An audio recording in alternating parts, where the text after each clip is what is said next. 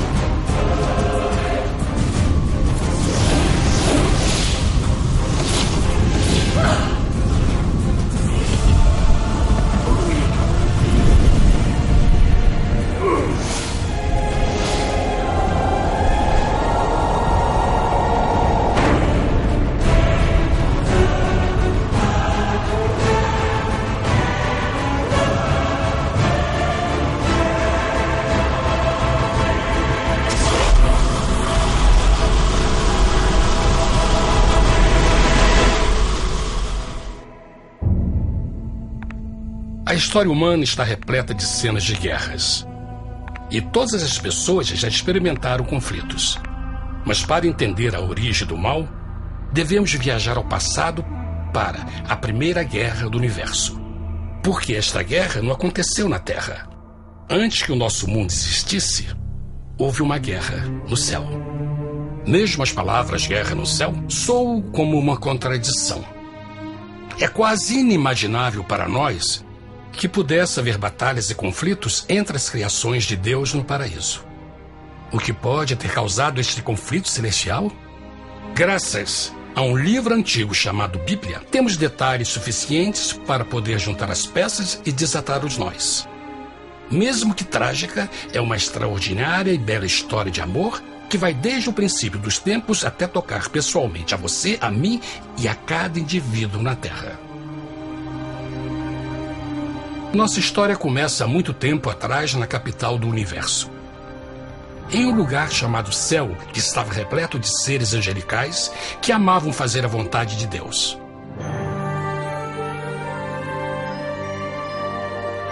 Sob o justo e amoroso governo do Criador, todo o céu desfrutava uma existência de felicidade e perfeita paz. O príncipe supremo do paraíso e comandante dos anjos era o poderoso e amoroso Filho de Deus, mais conhecido com o nome que adotou quando veio à Terra, Jesus. Ele tinha o mesmo propósito e pensamento com Deus, o Pai. O céu, sob o comando compassivo do Pai, Filho e Espírito Santo, provou ser um maravilhoso lugar de paz e alegria. Para realizar as ordens de Deus, a Trindade estava rodeada de um oceano virtual de inumeráveis espíritos ministradores chamados serafins e querubins, mais conhecidos como anjos. Essas poderosas e inteligentes criaturas descobriram que a felicidade estava em cumprir as ordens do Todo-Poderoso. Mas Deus criou um extraordinário anjo para atuar como líder de toda a multidão celestial. A Bíblia nos diz que seu nome era Lúcifer, que significa portador da luz. Este querubim foi o maior ser criado por Deus e assumia a posição mais próxima do trono de Deus, estando diretamente sob a autoridade de Jesus. A tarefa de Lúcifer era difundir a luz e o conhecimento da vontade de Deus a todos os outros anjos. Lúcifer foi o mais esplêndido ser criado por Deus. Era extremamente bonito e dotado de enormes poderes de liderança e organização. Entre os anjos, ele foi muito admirado, respeitado e amado como amigo. Mesmo assim, Deus previu o mal que Lúcifer estava a ponto de introduzir no reino da luz.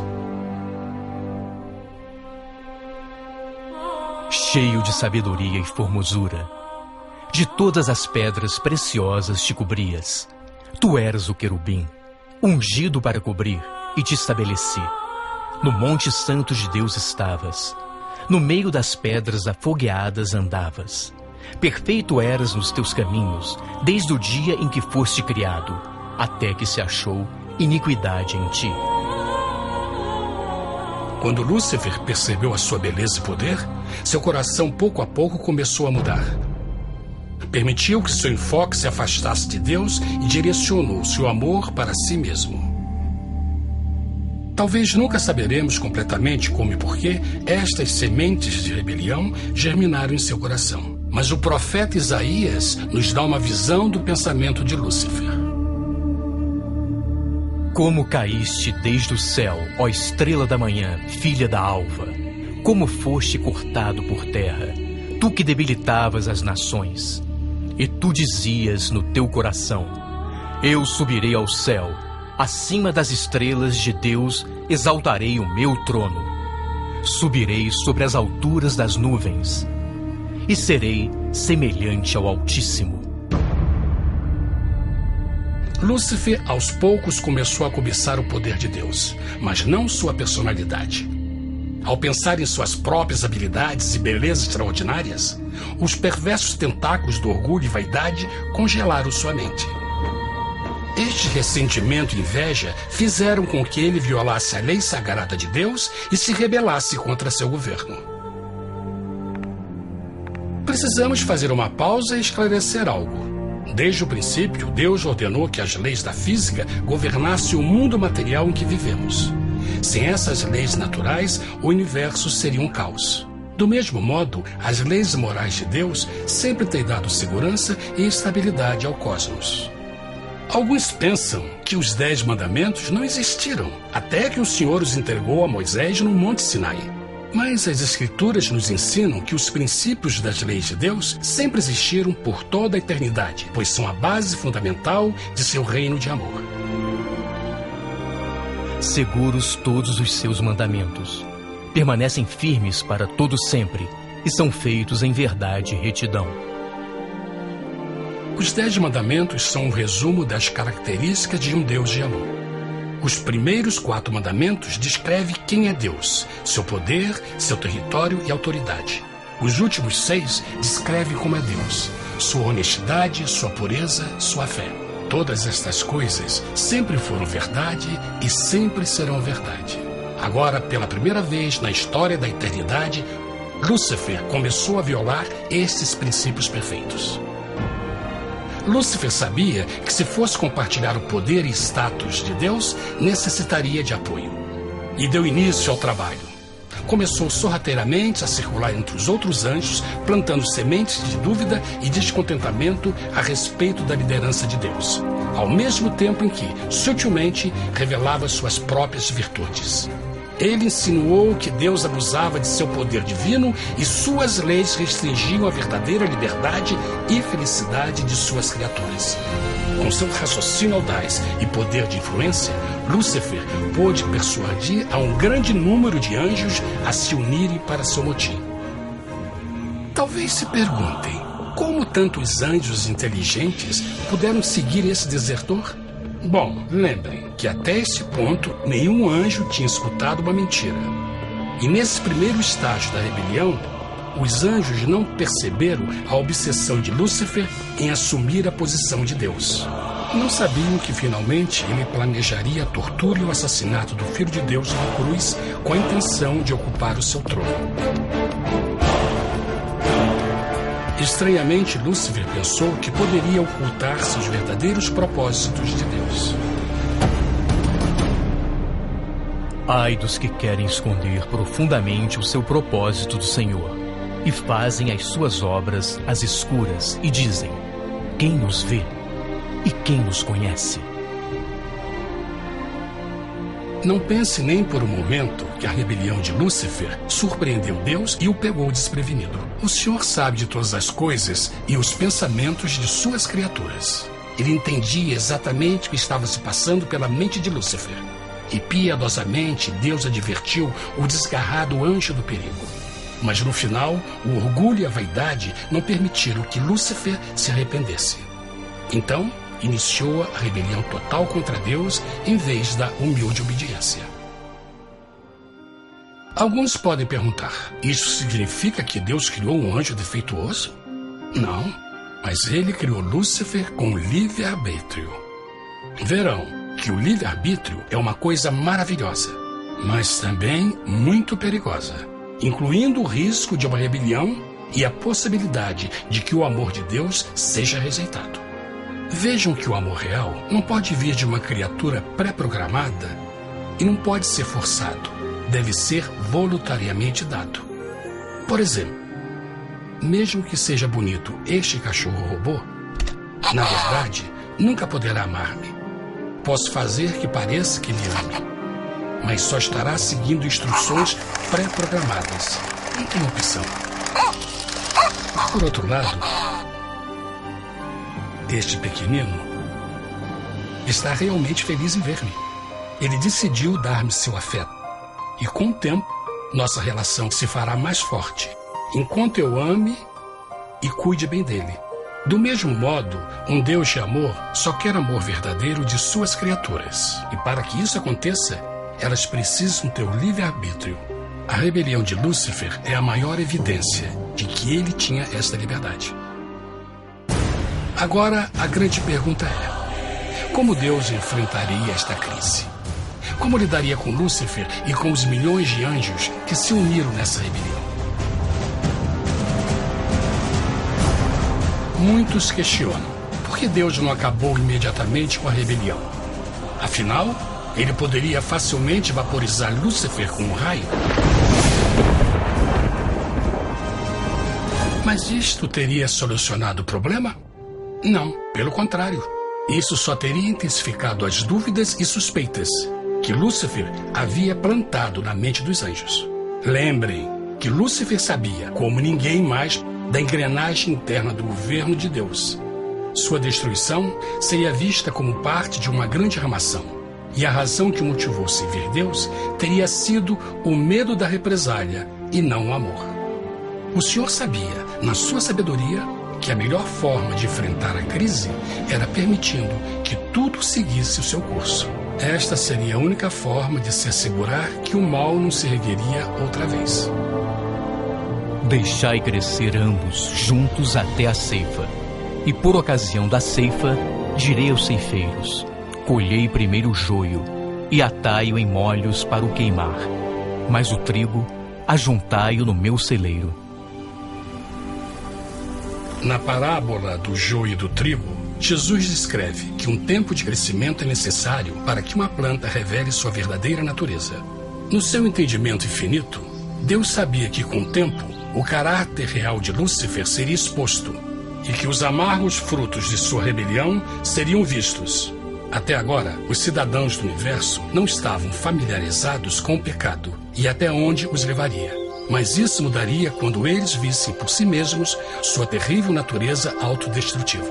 Afinal, a sabedoria e o amor do governo de Deus seria para sempre confirmado e o universo estaria seguro. Quando Lúcifer e seus seguidores revelaram abertamente sua rebelião, o Senhor soube que não haveria paz se permitisse que eles ficassem no céu. Deveria impor um limite, entrar em ação e enfrentar os rebeldes. Mas Lúcifer e seus seguidores nunca sairiam por vontade própria ou pacificamente. O passo seguinte foi a guerra. E houve batalha no céu. Miguel e os seus anjos batalhavam contra o dragão. E batalhavam o dragão e os seus anjos. Mas não prevaleceram, nem mais o seu lugar se achou nos céus.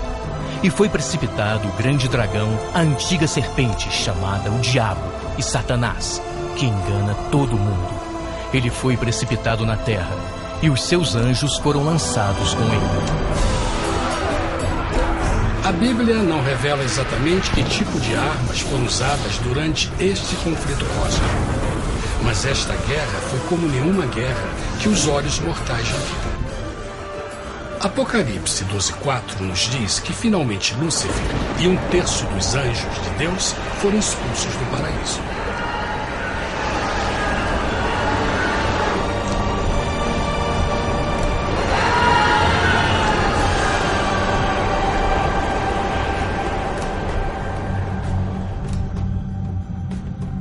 Mas e agora? Lúcifer tinha milhões de anjos ao seu lado, mas precisava de um pedaço de chão para continuar sua rebelião. Rápido, muito rápido, o universo começou a entender o quão doloroso e caro o pecado poderia chegar a ser. Mas a guerra não tinha terminado. Apenas começava.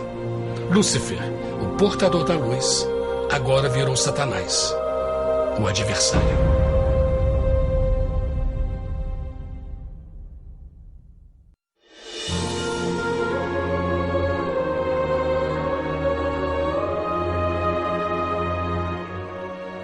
Depois da guerra no céu, Satanás e seus anjos caídos foram expulsos da corte de glória. Por um tempo, o diabo e seus demônios vagaram pelo universo buscando inutilmente mundos que se compadeceram e se uniram à sua rebelião. Enquanto isto, o coração de Deus sentia intensamente o vazio que deixou a perda de Lúcifer e seus anjos. Então o Pai, o Filho e o Espírito Santo retomaram o seu trabalho favorito, o maravilhoso trabalho da criação. Decidiram fazer um mundo novo, pleno, com muita variedade e diversas criaturas de amor. Este novo mundo seria único, porque as criaturas principais seriam feitas à imagem de Deus. Para eles, o Senhor também daria o domínio deste planeta novo, que conhecemos como Terra. No princípio, Deus criou a terra. E viu Deus tudo quanto tinha feito, e eis que era muito bom. Que imagem maravilhosa! Deus forma um novo mundo, nosso planeta, Terra. E em cada maravilhoso dia da criação, algo novo e espetacular começa a fazer parte da cena. Por exemplo, no terceiro dia, Deus falou e uma linda e exuberante vegetação fez parte da existência. Plantas de todas as cores, formas e tamanhos. No quinto dia, o mundo estava repleto de espantosas e exóticas criaturas, que podiam tanto se elevar aos céus como deslizar pelas águas azuis. E outras podiam fazer as duas coisas.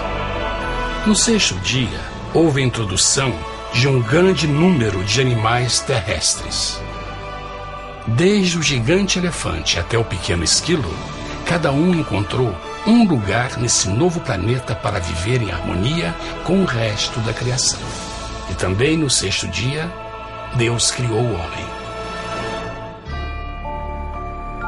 E disse Deus: façamos o homem à nossa imagem, conforme a nossa semelhança. E formou o Senhor Deus o homem do pó da terra, e soprou em suas narinas o fôlego da vida, e o homem foi feito alma vivente. E plantou o Senhor Deus um jardim no Éden, do lado oriental, e pôs ali o homem que tinha formado.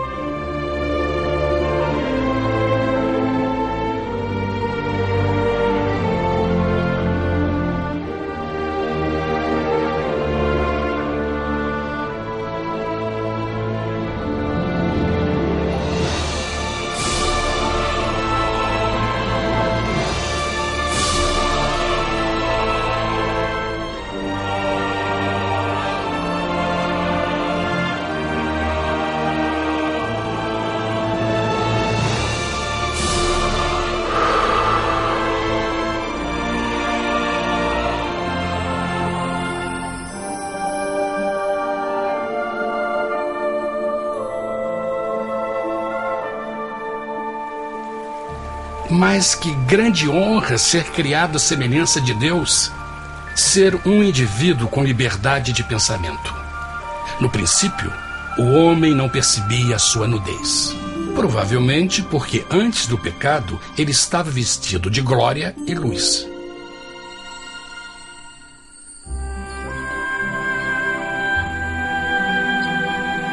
Deus também criou a companheira perfeita para Adão, sua bela esposa Eva.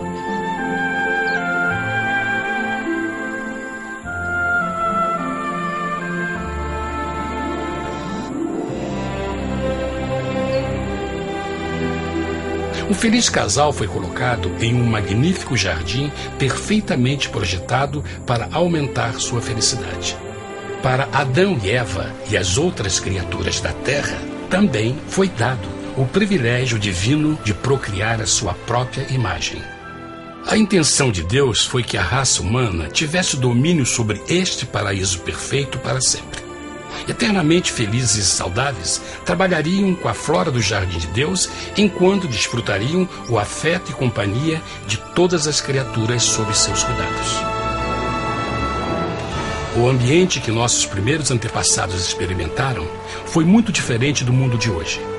As rosas não tinham espinhos, os insetos não mordiam nem picavam, e os leões e as ovelhas brincavam juntos. Mas a grande bênção era os humanos viverem em perfeita harmonia com seu Criador. A cada 7 dias, Adão e Eva descansavam de seu prazeroso trabalho e gozavam de uma comunhão com a visita de seu Criador.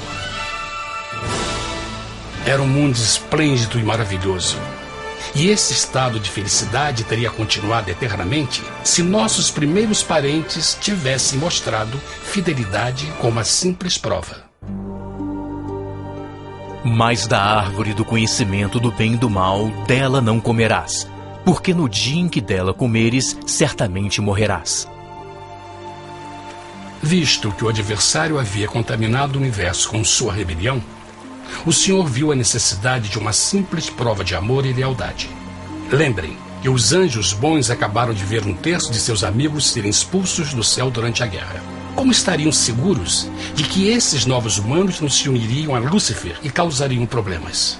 Então o Senhor plantou uma árvore no jardim, uma árvore cujo fruto não deveria ser comido sob pena de morte. Ao passar por esta simples prova de obediência, Adão e Eva mostrariam a lealdade para com Deus e a fé em sua palavra. Ainda mais, era uma prova de amor. Por isso, Jesus disse em João 14, se me amais, guardais meus mandamentos. Mas alguém mais soube desta prova de fé e estava determinado a usá-la em seu favor. Satanás estava com inveja dos humanos que desfrutavam da bendita vida que ele perdeu. Sua feliz existência estava em total contraste com a sua, que agora estava cheia de culpa, pecado e miséria. Com ressentimento e raiva, não estava disposto a deixar o casal em paz, pois o pecado sempre buscará arrastar a outros consigo.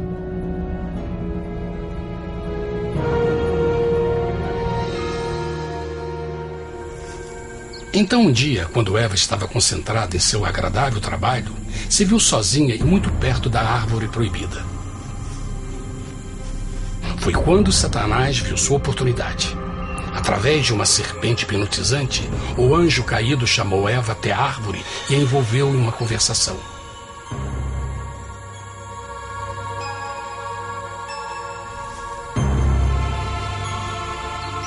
Suas palavras encantadoras foram cuidadosamente calculadas para gerar desconfiança a Deus.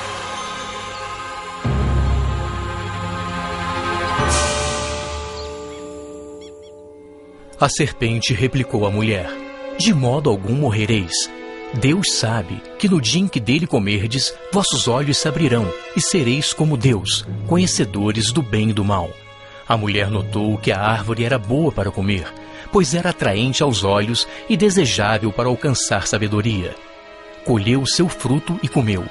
Deu também ao seu marido, que comeu assim como ela. Tragicamente, quando Eva escutou a suave e sedutora voz do tentador, começou a ter certas dúvidas da palavra de Deus. A serpente enganou-o com a promessa de grande poder e sabedoria. Isso chamou sua atenção. Além disso, aparentemente um fruto deu à serpente a habilidade de falar. Que outros poderes poderia dar a ela? E mesmo tendo acabado de conhecer a serpente, ela confiou em sua palavra acima da de Deus, quem a criou, e lhe deu um paraíso para viver. Então Eva comeu o fruto proibido e convenceu seu esposo a fazer o mesmo. Adão poderia ter escolhido ser fiel a Deus, mas colocou seu amor pela esposa acima do seu amor por Deus. Quando os nossos primeiros parentes mostraram lealdade ao inimigo, o domínio da terra foi tomado por Satanás. Não sabeis que, vos oferecendo a alguém para lhe obedecer, vos tornais escravos daquele a quem obedeceis? Ninguém pode servir a dois senhores. Este mundo agora seria o último campo de batalha entre o bem e o mal, e o coração de cada homem e mulher seria o prêmio. Adão e Eva não se deram conta desse tempo, mas seu momento de desconfiança e desafio abriria as comportas do sofrimento de milhões de pessoas durante milhares de anos.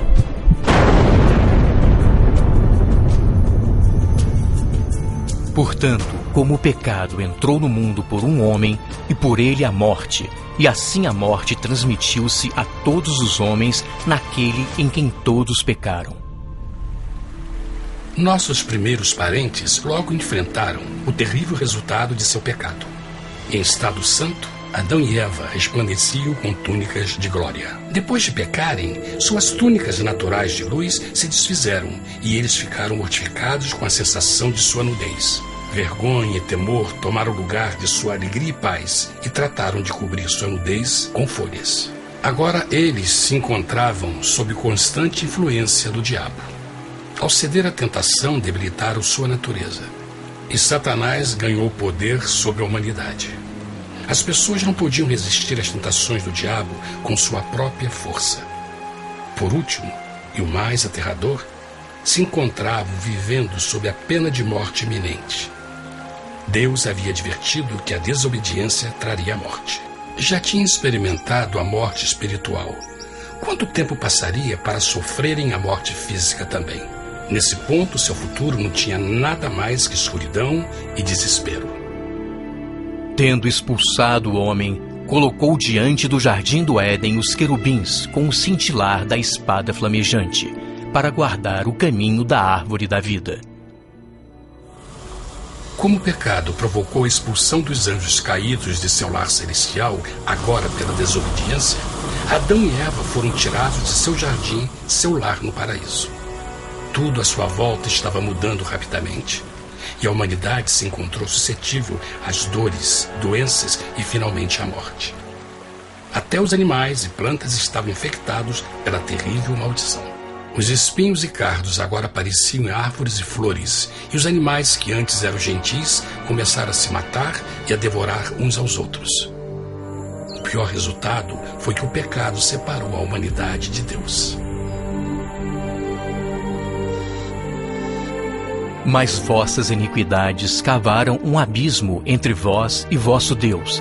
São vossos pecados que ocultaram de vós sua face, para não vos escutar. Na criação, foram dados a Adão e Eva a honra de falar com os anjos, e até com o Filho de Deus cara a cara.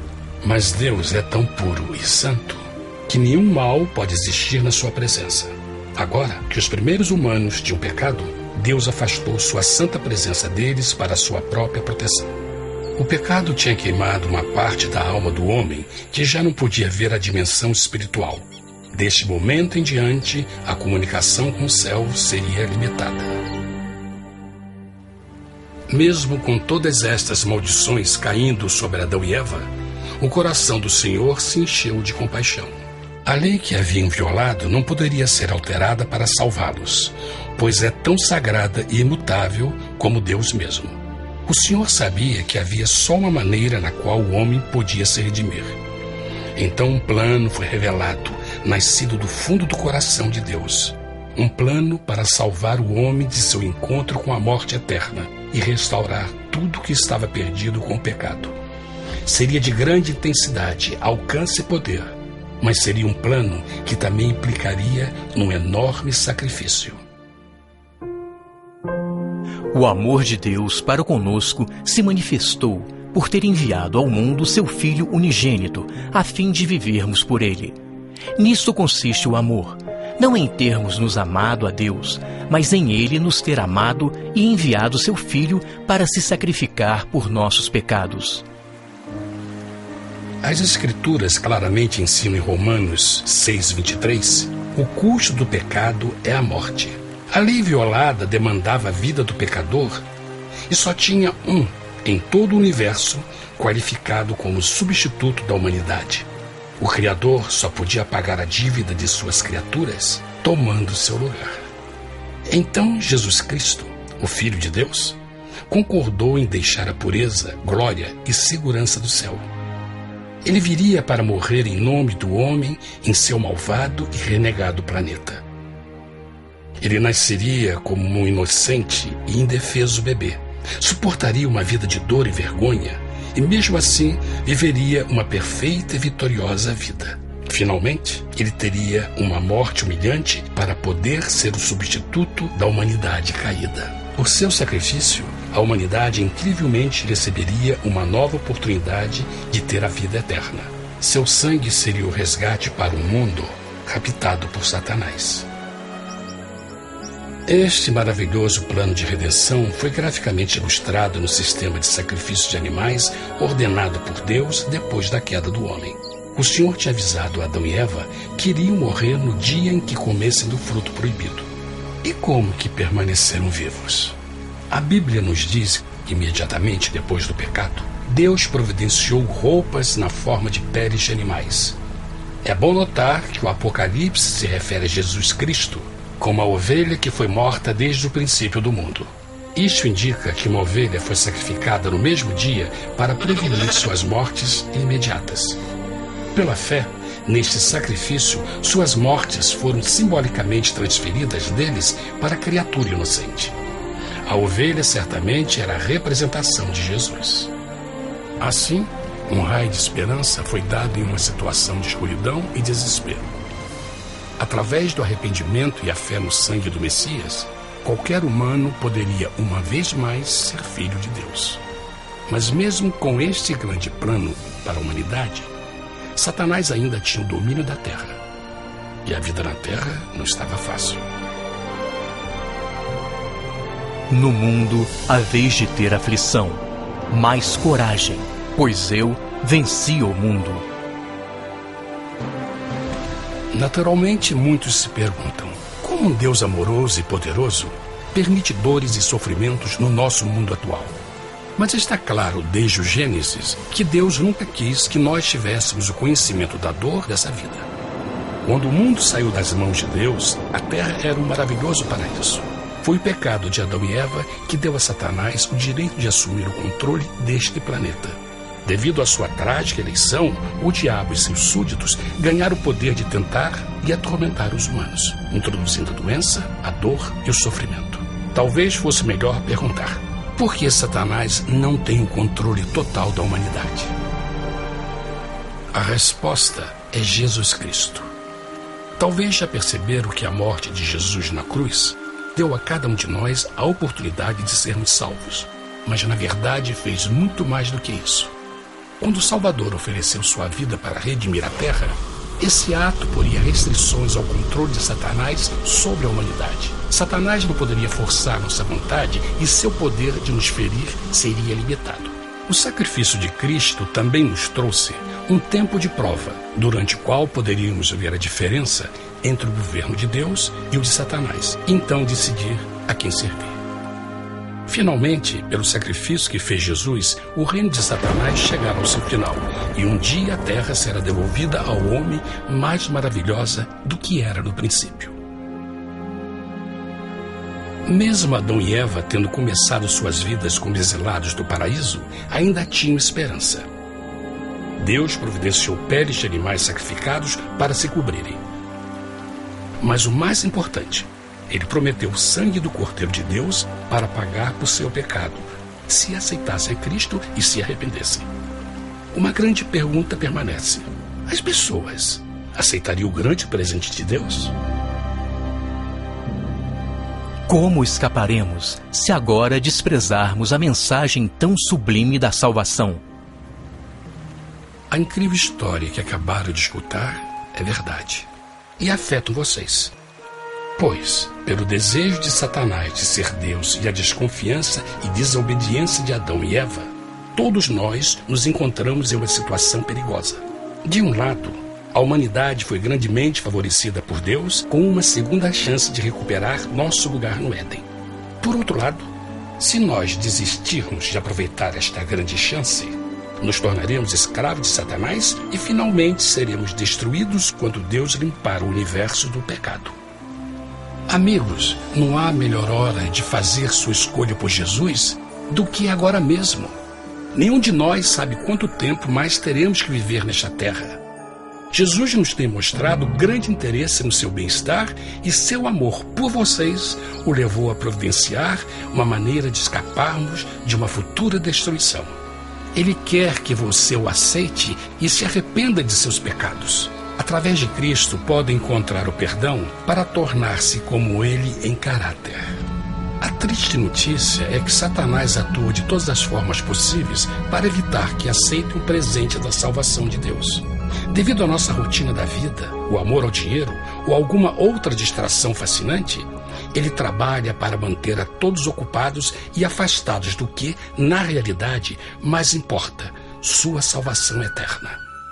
Para que entendam a realidade da situação e que se você não escolhe a Jesus por omissão, está escolhendo a Satanás. Mesmo que a terrível escolha de Adão e Eva nos traga morte e miséria, vocês agora podem tomar uma melhor decisão. Deus está oferecendo uma paz que satisfaz o anseio mais profundo de sua alma e uma alegria que não encontrará nas atribulações deste mundo. O desejo que tem o coração de Deus é que seja salvo e esteja com Ele no paraíso. Mas o único que pode mantê-lo fora do céu é você. Imagine a tragédia que seria se você recusasse este precioso presente. Você pode decidir hoje e aceitar a salvação que Deus prometeu. Na verdade, nesse momento, pode aceitar a vida eterna através de Jesus Cristo. Posso convidá-lo para que acompanhe agora mesmo em uma simples oração, aceitando sua maravilhosa oferta? Por favor, repita depois de mim. Querido Pai Celestial, venho a Ti agora e humildemente pedir Teu perdão. Senhor, confesso que sou um pecador e violei Tua santa lei. Entendo que a pena por esse pecado é a morte. Acredito que Jesus Cristo sofreu e morreu na cruz para receber o castigo por todos os nossos pecados.